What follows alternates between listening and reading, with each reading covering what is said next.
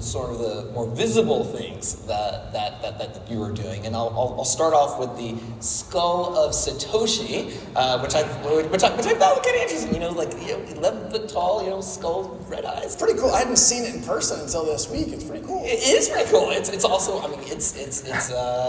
you don't forget it, when you see it. And when I saw that Ripple made that decision to donate the skull to the Bitcoin community or to the BTC community, can you maybe walk us through a little bit? So, what was your thinking? Yeah.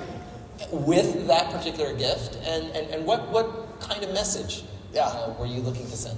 So I'll give you guys some of the history around this, which some people know, some people don't know. Chris Larson, a name many of you I'm sure know, one of the co-founders of Ripple and now executive chairman. He has one of his passion projects in life is around climate change and investing in things around that. And one of the things he believed deeply is obviously Bitcoin does consume a lot of energy. That's just, I think, a fair, neutral statement. It's just a truth.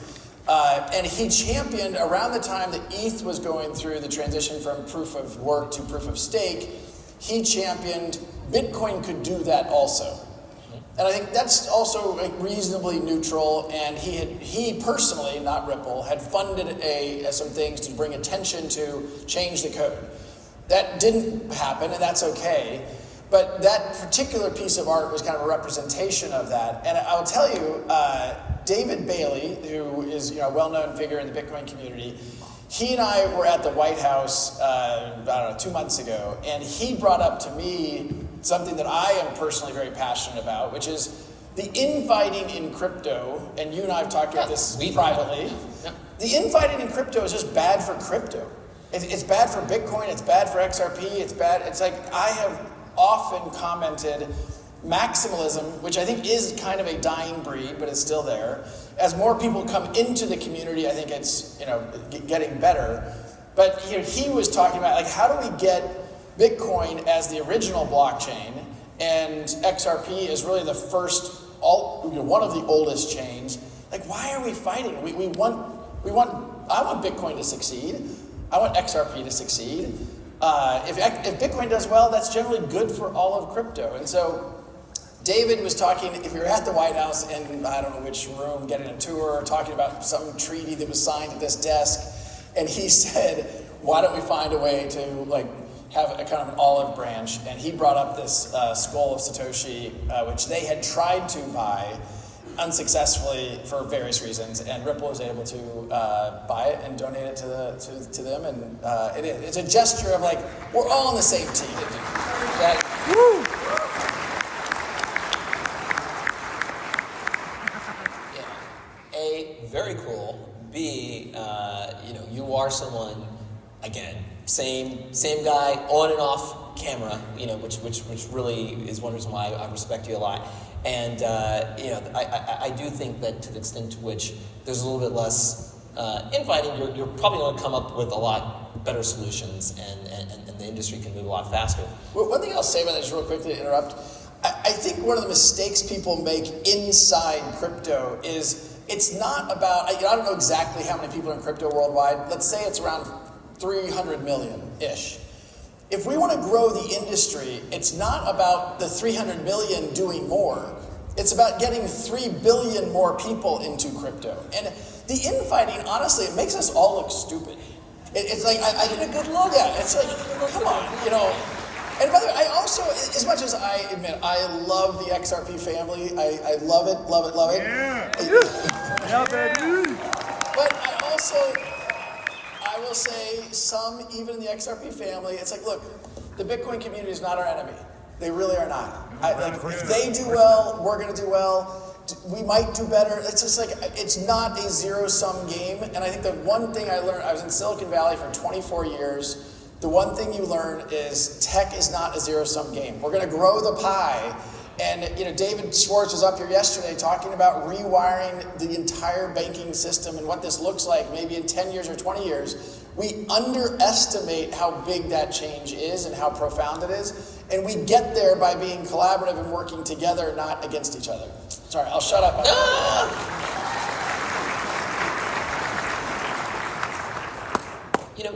looking forward, and I found really interesting just in how many ways and how many different ways you're working sort of across the landscape. Certainly, you look at the Hidden Road transaction. I mean, frankly, just you're kind of unshackled now. Our conversations now are more about what's going to happen than what has happened. Maybe though you can talk a little bit about that. Like acquiring a prime brokerage is kind of interesting because on the one hand you guys are doing everything as crypto native as can be, but you're also gesturing and understanding how TradFi works, how Wall Street works. I mean, maybe you can give us some sense as to what you're thinking here. So, I mean, look, this is going to sound a little hyperbole, but it is an amazing time to be alive and see this shift of headwinds to tailwinds. And I think people still underestimate how profound that will be when the largest economy in the world and the most important regulatory bodies in the world go from being hostile, openly and actively hostile and counterproductive, to constructive, to how do we partner with this industry. It's a massive sea change. I think people underestimate how consequential that will be over 2025, 2026, and beyond. Now, one of the things in the Hidden Road acquisition particularly, I think Ripple tries to be a little bit, we're kind of at the infrastructure layer. We try to think about where the world is going and make bets that are going to play out over years. I've always talked about, and this community particularly has been extremely patient as we have fought some frustrating fights. But the Hidden Road acquisition is really about continuing to build bridges between traditional finance and decentralized finance. And I think if you believe that it's just going to be, okay, the DeFi world is just going to grow and replace it, I don't believe that. We have to bridge that gap. And Ripple has been working around our payments business and bridging that gap for almost a decade. And for me, Hidden Road represents, if we want the largest market makers, the largest hedge funds in the world to come into this ecosystem, we need the infrastructure to enable that. Hidden Road is one of the fastest growing non-bank prime brokers. Most of the players in the prime broker space are the traditional commercial banks. And for those guys have been hostile towards crypto because of the regulatory dynamic. That's changing a little bit, but Hidden Road, I think, is a subtle, almost flex to their hundreds of clients, names you've heard of, the largest financial players in the world that are using Hidden Road. They cleared $3 trillion last year. They're growing very quickly, and frankly, with Ripple's balance sheet, we're only going to see that accelerate. That's great for the XRP ecosystem. That's great for RLUSD. And I will keep reminding people, Ripple is completely committed to what we can do to make XRP the most trusted, the most useful, and the most liquid digital asset on the planet. Yeah. Always been.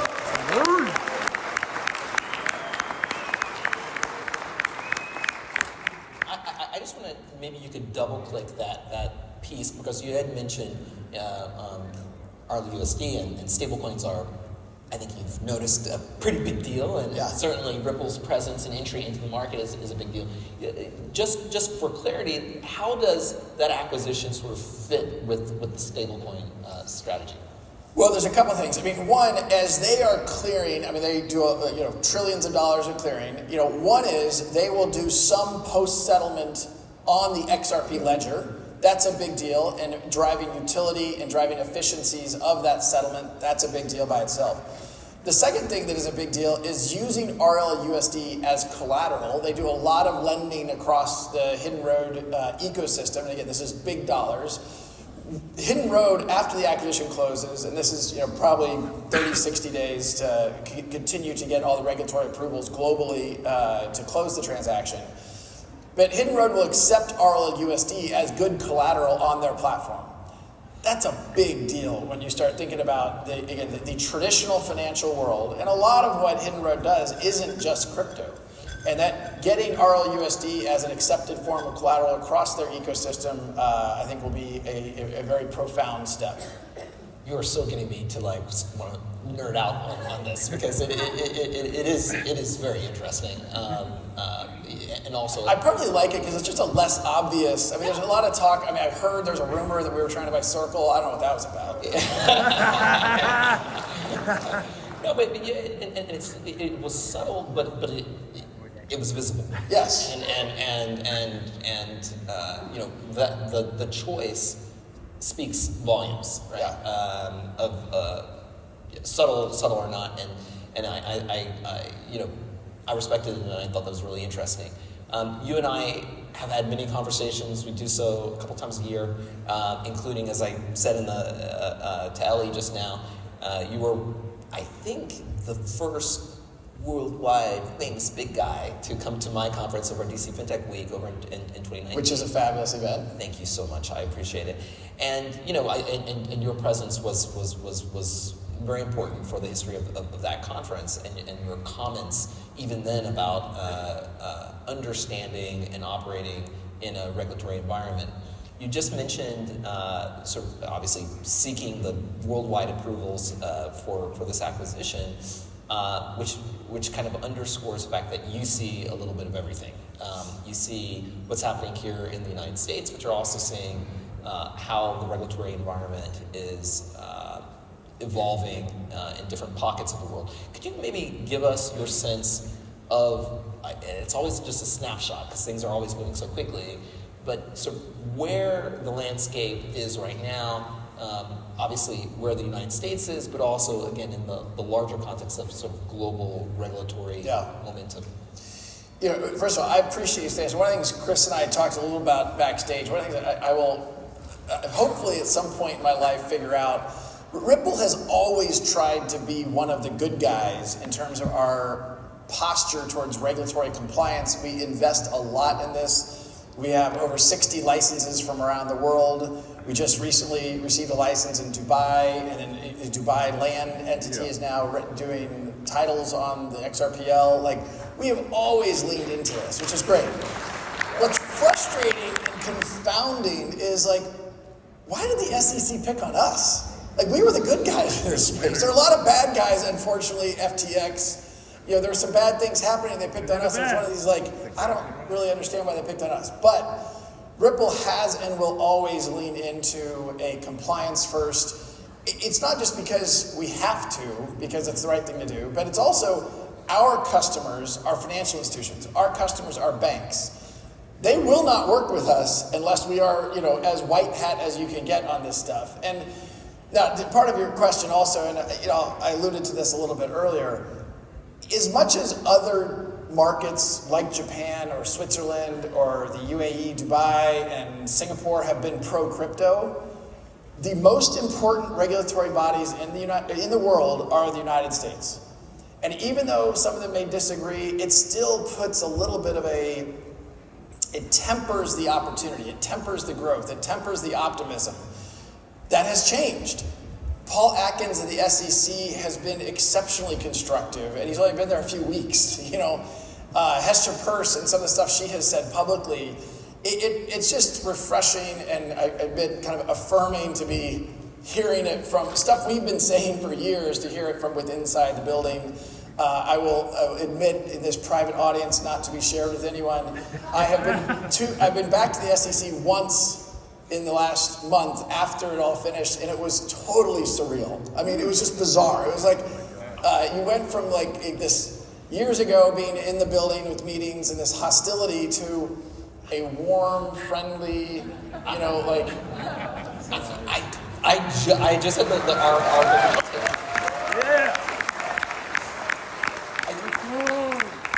it wasn't, in terms of the enthusiasm, it wasn't too different here for the crypto roundtables. People were really appreciative, and not everybody was agreeing in the room, but they were really appreciative of the opportunity to even share their views. And just, you know, on a couple of things, as I listened to that global reach, even Dubai, you know, that's really interesting.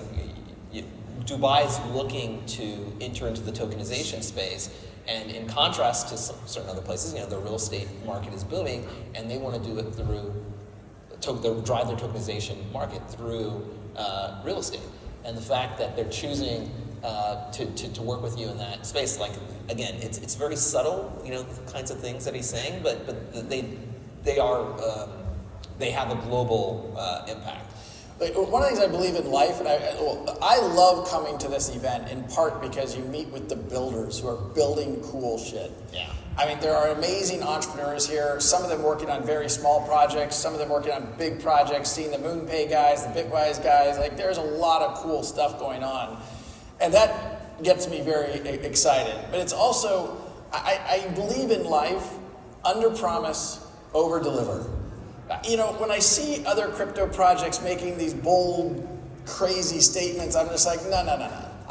You will not find me doing that because I'd rather surprise the community with like, look, we're thinking long term.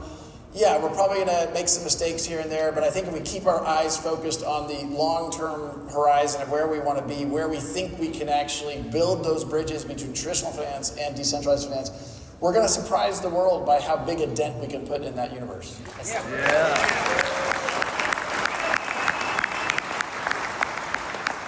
It's that Midwest mentality right now. It's that Kansas mentality. Rock, chalk, Jayhawk. Yeah. There's got to be a Jayhawk in here somewhere. So, you know, we always take the opportunity to sort of talk about not only where regulation is heading, not only where Ripple is heading, but also sort of, you know, conceptions, misperceptions even in terms of like what exactly, you know, the XRP, I mean, basic questions actually in some instances, and maybe it's because more people are coming into the space. Obviously, it's becoming even more interesting for both the retail investors, but also for the financial institutions. But when you think about, you know, XRP, qu'est-ce que c'est? You know, and the ledger, and like, yeah. What do you come across and see most frequently as the sort of what people get right and then what people get wrong? Yeah. Well, the thing I will say, and again, part of the reason I love the XRP family is that there continues to be some of the, you know, other chains, the maximalism, where it's not that they're spreading misinformation, it's actually disinformation. It's done with malice. It's done with kind of like, they know that's not true, and they're still kind of echoing that. And so, look, I'm probably more of a lurker on X these days, or Twitter, than a poster, and I just like to read kind of what's going on out there, and every once in a while I'll dive in. But, you know, there clearly remains confusion, intentional or not, around kind of, okay, what is Ripple, and how does Ripple fit here? What is, you know, XRP? How do we think about the XRPL? What is open source? What are the contributions to it? Where are we going with that? I thought David Schwartz, not surprising, did a great job yesterday talking about where we're going and how we are kind of championing the whole community, what we think is important. But you have to remember, there's things that have passed the amendment process on the XRPL that Ripple didn't support. And that's okay. Like, that's the whole point of open source technology. But I mean, some things you didn't specifically ask, but you look at what's happening around the ETFs. Because, again, the headwinds and tailwinds, because we've had these headwinds, some aspects around XRP have been behind other L1s. That's now catching up. You're seeing inflows into existing ETFs. You're seeing more ETFs go live. You're seeing more talk about, you know, this new category we call digital asset treasury, the kind of micro-strategy spin-offs, if you will, not literally, but kind of similar things. I think it's just going to continue to create a lot of tailwinds where XRP has been held back. I'm optimistic that through the balance of the year and beyond, when you're artificially held back, I used the analogy one time publicly, like if you hold a balloon underwater long enough, of course it pops up when you let go of it. And so we saw that happening over the next 6 months. But now we're seeing a lot of the organic and in some case inorganic through Ripple's acquisitions, things pushing the industry, the community forward, the XRP ecosystem forward, that I think should really have a positive impact. Anything in particular, you know, because you're up to a lot of different things, and again, some of them are subtle, but they speak loudly. Anything that you are... You want me to pre-announce our acquisitions? Basically, go, hold up.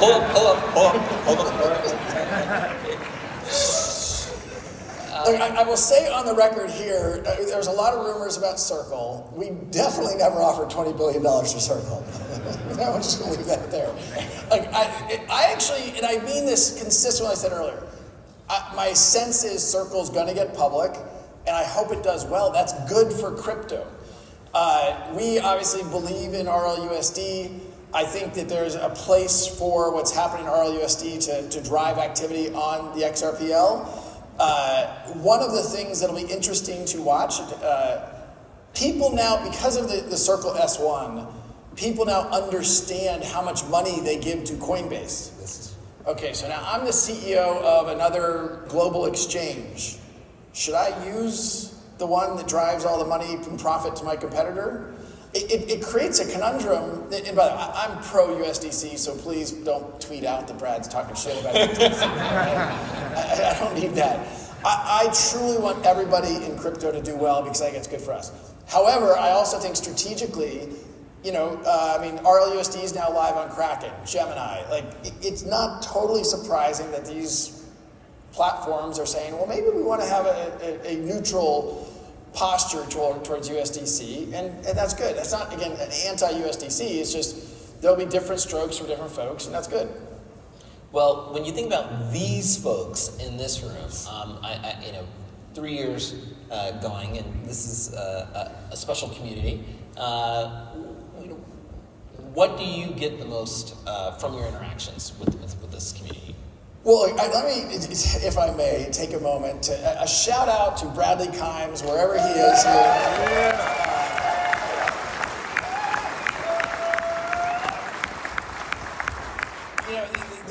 As I look out over this group, this has grown in a profound way, and it is, I think, a magical moment in the XRP family. This no longer feels like, okay, it's just a handful of people kind of getting together, this cottage thing. It's like, no. This is here, it's here to stay, it's profound. It's only gonna grow from here. I truly believe that. Ripple will continue to lean in and to support that. But what I get the most kind of I of course appreciate all of the positive comments. By the way, the whole idea that I'm the best CEO in crypto, it's a low bar. Sorry, that's not fair.